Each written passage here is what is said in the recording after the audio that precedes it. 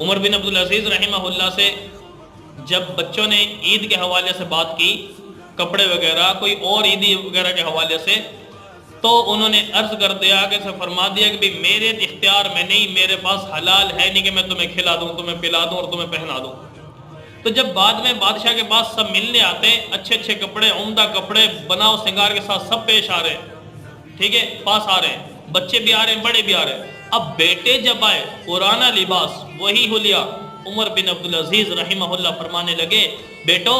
تو یاد رکھنا، میری بات سے آج ناراض نہ ہونا، مجھے بھی لگ رہا ہے، شرمندگی محسوس ہو رہی ہے کہ سب کے بیٹے نئے لباس میں اور میرے بیٹے پرانے لباس میں، ناراض نہ ہونا، معذرت، میں حرام کھلا نہیں سکتا، پلا نہیں سکتا، پہنا نہیں سکتا۔ بیٹوں نے کہا ابا جان آپ پریشان نہ ہو، آج ہمارا سر فخر سے بلند ہے کہ میرے باپ نے خیانت نہیں کی۔